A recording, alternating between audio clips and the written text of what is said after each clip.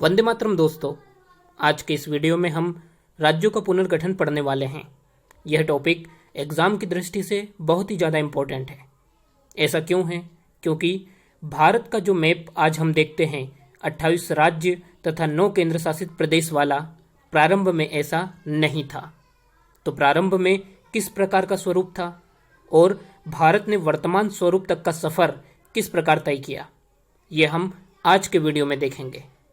तो आज के इस सफ़र में आप लोग भी हमारा साथ दीजिएगा और वीडियो को अंत तक जरूर देखना। और वीडियो अच्छा लगे तो लाइक और शेयर कीजिएगा, साथ ही चैनल को सब्सक्राइब कीजिएगा। तो शुरू करते हैं हम आज का ये सफ़र। तो थोड़ा इंट्रोडक्शन हो जाए तो गांधी जी सहित अन्य नेताओं द्वारा सामान्य तौर पर यह स्वीकार कर लिया गया था कि आज़ाद भारत अपनी प्रशासनिक इकाइयों की सीमा को भाषाई सिद्धांत पर निर्धारित करेगा। यानी कि सीधा अगर एग्जाम्पल के थ्रू हम देखें तो जहां मराठी भाषा सर्वाधिक बोली जाती थी उसको हम महाराष्ट्र नाम दे दिया, उस राज्य का नाम महाराष्ट्र कर दिया। जहां पर गुजराती भाषा सर्वाधिक बोली जाती थी उस राज्य का नाम गुजरात कर दिया।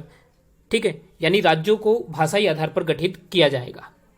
लेकिन आज़ादी के बाद राष्ट्रीय नेतृत्व में यह विचार व्यक्त किया गया कि देश की सुरक्षा, एकता और आर्थिक संपन्नता पर पहले ध्यान देना चाहिए। क्योंकि आप लोग भी इस बात को समझ रहे होंगे कि सिर्फ भाषाई आधार पर अगर गठित कर दिया जाए तो वो उचित नहीं है, क्योंकि वहाँ पर संसाधन कैसे हैं, वहाँ पर उनका उत्पादन कैसे हो रहा है, तो इन सारी चीज़ों को भी उसमें स्थान दिया जाना चाहिए। सिर्फ भाषाई आधार पर गठन करना उचित नहीं था। स्वतंत्रता प्राप्ति के साथ ही भाषाई आधार पर राज्यों के पुनर्गठन की मांग के मद्देनजर संविधान सभा अध्यक्ष डॉक्टर राजेंद्र प्रसाद ने 27 नवंबर 1947 को न्यायमूर्ति एस.के. धर की अध्यक्षता में 4 सदस्यीय भाषाई प्रांत आयोग का गठन किया। अब इसके अध्यक्ष थे एस.के. धर, यानी इसको एस.के. धर आयोग भी कहा जाता है। ये भी आप याद रखिएगा। एस.के. धर आयोग किससे संबंधित है? तो राज्यों के पुनर्गठन से संबंधित है। ठीक है दोस्तों, एग्जाम में यही क्वेश्चन बनेगा और ये क्वेश्चन भी बन सकता है इसका गठन कब हुआ, तो 27 नवंबर 1947 में। ठीक है, अब ये अपनी रिपोर्ट सौंपेगा। आयोग ने अपनी रिपोर्ट 10 दिसंबर 1948 को प्रस्तुत की। अपनी रिपोर्ट में भाषा की जगह प्रशासनिक, भौगोलिक, वित्तीय एवं विकास की सुविधा के आधार पर राज्यों के पुनर्गठन का सुझाव दिया। मतलब इस आयोग ने माना कि सिर्फ भाषाई आधार पर गठन करना उचित नहीं है। इसकी रिपोर्ट इंपॉर्टेंट है, ये याद रखिएगा कब इसने अपनी रिपोर्ट सौंपी थी। अब क्या होता है कि बहुत सारे व्यक्ति ये चाहते थे कि भाषाई आधार पर गठन हो, लेकिन एस.के. धर आयोग ने साफ इनकार कर दिया। इससे अत्यधिक असंतोष फैल गया। परिणाम स्वरूप कांग्रेस द्वारा दिसंबर 1948 में एक अन्य भाषाई प्रांत समिति का गठन किया गया। इसमें जवाहरलाल नेहरू, वल्लभ भाई पटेल और पट्टाभी सीतारमैया शामिल थे, जिसे जेवीपी समिति के रूप में जाना जाता है। जेवीपी, जे से जवाहरलाल नेहरू, वी से वल्लभ भाई पटेल और पी से पट्टाभी सीतारमैया। इसने अपनी रिपोर्ट 1 अप्रैल 1949 को पेश की। इस बात की औपचारिक रूप से अस्वीकार कर दिया कि राज्यों के पुनर्गठन का आधार भाषा होनी चाहिए। यानी जेवीपी समिति जो थी, इसने भी ये माना कि सिर्फ भाषाई आधार पर राज्यों का गठन करना उचित नहीं है। अब क्या होता है, दो समितियों का गठन किया गया और दोनों ने ही साफ इनकार कर दिया कि भाषाई आधार पर राज्यों का गठन नहीं किया जाना चाहिए। तो सीधी सी बात थी, जनता ने आंदोलन छेड़ दिया। तेलुगु भाषियों के लिए भाषा के आधार पर अलग राज्य के गठन की मांग का समर्थन करते हुए पोट्टी श्री रामल्लू ने आमरण अनशन आरंभ कर दिया, जिनकी 56 दिनों बाद 15 दिसंबर 1952 को मृत्यु हो गई। फलस्वरूप प्रधानमंत्री जवाहरलाल नेहरू ने तेलुगु भाषियों के लिए अलग राज्य आंध्र प्रदेश के गठन की घोषणा कर दी। ठीक है, अभी पोट्टी श्री रामल्लू कौन थे, तो यहाँ पर मैंने इनकी इमेज दे रखी है। डाक टिकट भी इनके ऊपर जारी किया गया था।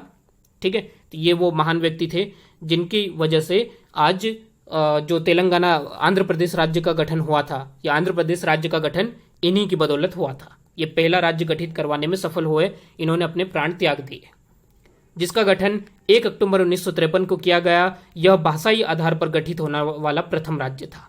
यानी क्वेश्चन ये एग्जाम में बनेगा, भाषाई आधार पर गठित होने वाला प्रथम राज्य कौन सा है? तो आंसर आएगा दोस्तों आंध्र प्रदेश। आंध्र प्रदेश का गठन कब हुआ? 1 अक्टूबर 1953 को। आंध्र प्रदेश के गठन के लिए आमरण अनशन पर किनकी मृत्यु हो गई? तो पोट्टी श्री रामल्लू, इनकी मृत्यु हो जाती है। ठीक है, क्वेश्चन एक बार एग्जाम में ये भी बना था कि आंध्र प्रदेश के लिए मतलब अलग राज्य बनाने के लिए आंदोलन कब शुरू हुआ था? तो इसका आंसर 1952 आ जाएगा। ठीक है दोस्तों, तो इतने क्वेश्चंस यहां से बन सकते हैं। आगे चलते हैं हम। तेलुगु भाषियों के लिए पृथक राज्य के गठन के पश्चात अन्य भाषा भाषियों द्वारा अलग राज्य की मांग भी तेज हो गई, जिस पर विचार के लिए 1953 में न्यायमूर्ति फजल अली की अध्यक्षता में 3 सदस्यीय राज्य पुनर्गठन आयोग गठित किया गया। इसके सदस्य के.एम. पणिकर तथा हृदयनाथ कुंजरू थे। ये बहुत ही इंपॉर्टेंट आयोग है दोस्तों, यही एग्जाम में क्वेश्चन बनेगा कि राज्य पुनर्गठन आयोग का कब गठित किया गया? तो 1953 में। इसके अध्यक्ष कौन थे? फजल अली। इसके अन्य सदस्य कौन थे? तो के.एम. पणिकर और हृदयनाथ कुंजरू। ठीक है, 2 सदस्य, 1 अध्यक्ष। इस आयोग ने 30 दिसंबर 1955 को अपनी रिपोर्ट केंद्र सरकार को सौंपी। इस आयोग ने राष्ट्रीय एकता, प्रशासनिक और वित्तीय व्यवहार्यता और आर्थिक विकास, अल्पसंख्यक हितों की रक्षा तथा भाषाओं को राज्य के पुनर्गठन का आधार बताया। ठीक है दोस्तों, ये भाषाओं को लिखा है। तो इस आयोग ने मतलब सिर्फ एक ही मुद्दा नहीं, भाषा को ही नहीं, इसने सभी चीजों को इंक्लूड किया। राष्ट्रीय एकता भी इंपॉर्टेंट है, प्रशासनिक वित्तीय व्यवहार्यता भी इंपॉर्टेंट है, आर्थिक विकास भी महत्वपूर्ण है, अल्पसंख्यकों के हितों की रक्षा भी महत्वपूर्ण है और भाषा भी महत्वपूर्ण है। यानी इन सभी फैक्टर्स को इंक्लूड करके ही नया राज्य बनाना चाहिए, सिर्फ अकेली भाषा को नहीं आधार बनाया जाना चाहिए। ठीक है, अब आगे क्या होता है? आयोग ने एक राज्य एक भाषा के सिद्धांत को अस्वीकार कर दिया। ठीक है, यानी इस आयोग ने भी एक राज्य एक भाषा का जो सिद्धांत था उसे अस्वीकार कर दिया था। आयोग ने सलाह दी कि मूल संविधान के राज्यों के 4 श्रेणियों को समाप्त कर 16 राज्यों और 3 केंद्र शासित प्रदेशों का गठन किया जाए। तो प्रीवियस वीडियो की लिंक मैंने डिस्क्रिप्शन में दे रखी है, उस वीडियो को अगर आपने नहीं देखा है तो देखिएगा जरूर। उसमें मैंने जो 4 श्रेणियां हैं वो 4 श्रेणियां part A, B, C, D, ठीक है, उनको मैंने अच्छे से एक्सप्लेन किया है। पार्ट ए में कौन कौन सी रियासतें या राज्य शामिल थे, पार्ट बी में कौन से थे, पार्ट सी में कौन से थे, पार्ट डी में कौन से थे, उन सभी को मैंने अच्छे से एक्सप्लेन किया है। तो डिस्क्रिप्शन में लिंक दे रखी है, आप जाके उस वीडियो को देख लीजिएगा, तो आपको अच्छे से समझ में आ जाएगी ये बात कि 4 श्रेणियां कौन कौन सी थी। ठीक है, क्वेश्चन यहां से ये बनेगा कि आयोग ने कितने राज्यों और कितने केंद्र शासित प्रदेशों के गठन की मांग की थी? तो 16 राज्यों और 3 केंद्र शासित प्रदेशों के गठन की मांग की थी।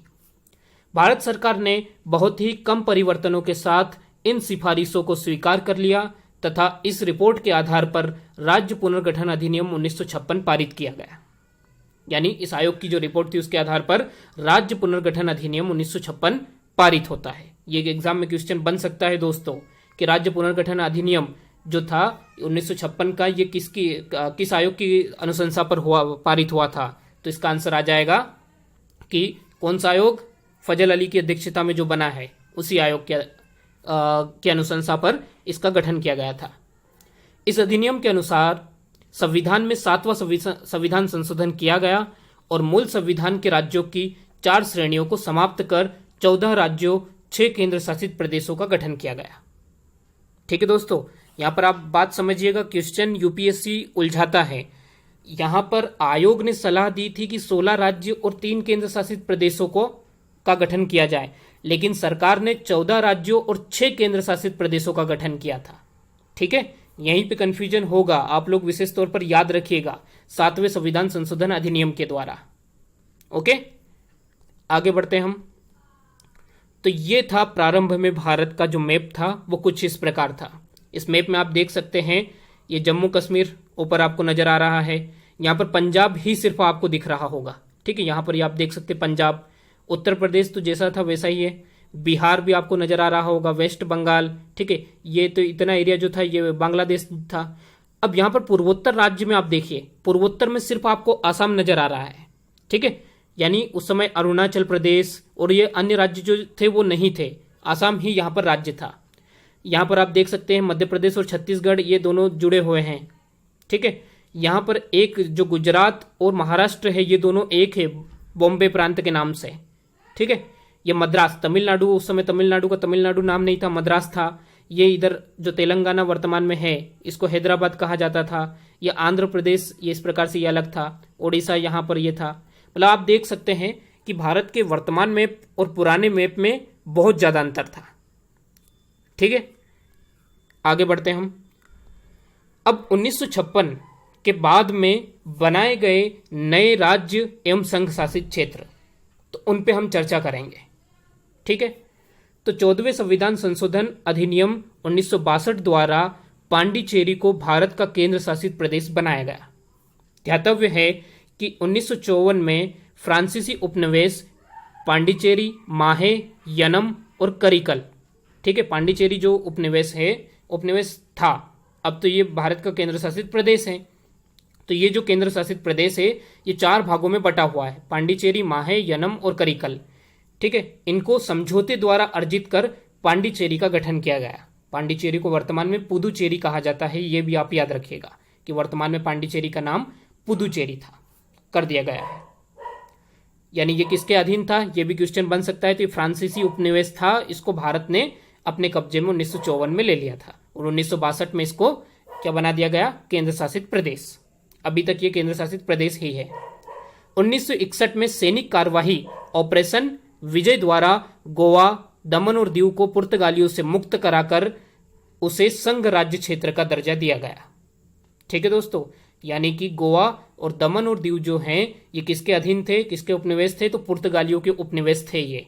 और इनको 1961 में सैन्य कार्यवाही ऑपरेशन विजय, ये भी इंपॉर्टेंट है, ये क्वेश्चन एग्जाम्स में बन सकता है कि किस ऑपरेशन के द्वारा गोवा को भारत में शामिल किया गया या फिर दमन और दीव को भारत में शामिल किया गया। तो इसका आंसर आ जाएगा ऑपरेशन विजय, ठीक है। ऑपरेशन विजय चलाया गया और उनको पुर्तगालियों से छुड़ाकर भारत में शामिल किया गया। 1960 में 15वें राज्य के रूप में गुजरात का गठन कर मुंबई प्रांत से गुजरात भाषी क्षेत्रों को पृथक कर दिया। मैंने आपको बताया था अभी, जैसे ये प्रीवियस स्लाइड में हम गए थे कि यहाँ पे आप देख सकते हैं कि ये जो बॉम्बे, ठीक है, ये महाराष्ट्र और गुजरात दोनों एक है, जुड़े हुए हैं। इसको बॉम्बे प्रांत के नाम से था ये पूरा। तो यहाँ पर क्या हुआ, गुजरात भाषियों को अलग कर दिया, महाराष्ट्र वालों को अलग कर दिया, ठीक है दोस्तों। आगे बढ़ते हैं हम। 1963 में असम से अलग कर नागालैंड को भारत का 16वां राज्य बनाया गया, ठीक है। यहां मैंने क्रम से आपको सभी राज्य दिए हैं कि 16वां कौन सा था, 17वां कौन सा था, 18वां कौन सा था, ये क्रम से, क्योंकि कभी कभी ये क्वेश्चन बन जाता है एग्जाम में कि कौन से नंबर का राज्य कौन सा था, ठीक है। तो यहां पर 1963 में असम से अलग कर नागालैंड को भारत का 16वां राज्य बनाया गया। 1966 में 17वां राज्य हरियाणा और केंद्र शासित प्रदेश चंडीगढ़ का गठन किया गया, ठीक है। 1966 में 17वां राज्य कौन सा बनाया गया, तो हरियाणा को बनाया गया और केंद्र शासित प्रदेश चंडीगढ़ का गठन कर दिया गया। हिमाचल प्रदेश को पूर्ण राज्य का दर्जा 1971 में प्रदान किया गया और पूर्ण राज्य के दर्जे के साथ ही ये 18वां राज्य भारत का बना। 1970 में असम को पुनः विभाजित कर मेघालय उपराज्य बनाया गया, जिसे 1972 में मणिपुर और त्रिपुरा के साथ राज्य का दर्जा प्रदान किया गया। पहले मेघालय उपराज्य बना, ठीक है, मणिपुर भी ये भी संयुक्त राज्य था और त्रिपुरा भी उपराज्य ही था, लेकिन बाद में फिर इनको क्या किया गया, 1970 में राज्य का दर्जा दे दिया गया। मणिपुर 19वां राज्य था, त्रिपुरा 20वां और मेघालय भारत का 21वां राज्य बना, ठीक है। 36वें संविधान संशोधन अधिनियम 1975 के द्वारा सिक्किम को भारतीय संघ का पूर्ण राज्य बनाया गया और ये भारत का 22वां राज्य था। दरअसल यहां पर होता क्या है कि पहले 35वां संविधान संशोधन पारित किया गया था, जिसके तहत संयुक्त राज्य का दर्जा दिया गया था सिक्किम को, क्योंकि वहां का जो राजा था चोग्याल ने भारत में शामिल होने से पहले तो इनकार कर दिया था। फिर बाद में क्या होता है कि वहां पर जनमत संग्रह कराया गया, चोग्याल का पद समाप्त कर दिया गया और 36वें संविधान संशोधन अधिनियम 1975 के द्वारा पूर्ण राज्य बना दिया गया, ठीक है। और ये भारत का 22वां राज्य था। आगे बढ़ते हम। 1987 में भारतीय संघ में 3 नए राज्य मिजोरम, अरुणाचल प्रदेश और गोवा क्रमशः 23वें, 24वें और 25वें राज्य के रूप में अस्तित्व में आए हैं। ठीक है, तो 1987 में हमने देखा कि भाई कौन कौन से राज्य, मिजोरम, अरुणाचल प्रदेश और गोवा, ये 23वें, 24वें और 25वें राज्य के रूप में अस्तित्व में आते हैं। ठीक है, सन 2000 में छत्तीसगढ़, उत्तराखंड और झारखंड को क्रमशः मध्य प्रदेश, उत्तर प्रदेश और बिहार राज्य से पृथक कर नए राज्य के रूप में मान्यता दी गई। यह तीनों नए राज्य भारतीय संघ के 26वें, 27वें, 28वें राज्य बने। ठीक है, यानी छत्तीसगढ़ को मध्य प्रदेश से अलग किया गया था, उत्तराखंड को उत्तर प्रदेश से अलग किया गया था और झारखंड को बिहार से अलग करके सन 2000 में इनका निर्माण किया गया और ये भारत के 26वें, 27वें और 28वें राज्य बने। आंध्र प्रदेश से पृथक कर तेलंगाना को 29वें राज्य का दर्जा 2 जून 2014 को प्रदान किया गया। ठीक है, यानी भारत का 29वां राज्य कौन सा था, तो आंध्र प्रदेश से पृथक कर तेलंगाना को बनाया गया था। कब बनाया गया? 2 जून 2014 को। इस तरीके से 29 राज्य बन जाते हैं और 7 केंद्र शासित प्रदेश। ठीक है, अब नया चेंजेस हाल ही में हुआ है।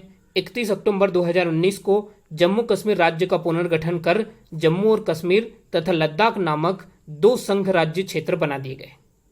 ठीक है, यानी 31 अक्टूबर 2019 को जम्मू कश्मीर जो दिखाई दे रहा है यहाँ पे मैप में, इसके 2 टुकड़े करके एक लद्दाख वाला एरिया, ये ग्रीन वाला एरिया जो आपको नजर आ रहा है ये लद्दाख है। ठीक है, और ये जो ब्लू वाला दिख रहा है ये जम्मू और कश्मीर है। तो ये 2 केंद्र शासित प्रदेशों में विभाजित कर दिया। ठीक है, यानी जम्मू कश्मीर अब राज्य नहीं रहा है, ये 2 केंद्र शासित प्रदेशों जम्मू और कश्मीर तथा लद्दाख में विभाजित हो गया है। अतः वर्तमान में 28 राज्य तथा 9 केंद्र शासित प्रदेश बन गए हैं। 2 केंद्र शासित प्रदेश बढ़ चुके हैं, पहले 7 थे, 2 बढ़ गए हैं। 2 कौन कौन से बढ़ गए? तो यही जम्मू कश्मीर और लद्दाख। और 29 राज्य थे तो एक जम्मू कश्मीर हट गया, तो अब 28 राज्य बचे हैं। तो इस तरीके से भारत ने अपने वर्तमान स्वरूप तक का सफर तय किया गया। तो अगर वीडियो आपको अच्छा लगा हो तो लाइक शेयर जरूर कीजिएगा और चैनल को सब्सक्राइब जरूर कीजिएगा दोस्तों। तो मिलते हैं संविधान की अगली लेक्चर श्रृंखला में अगले वीडियो में।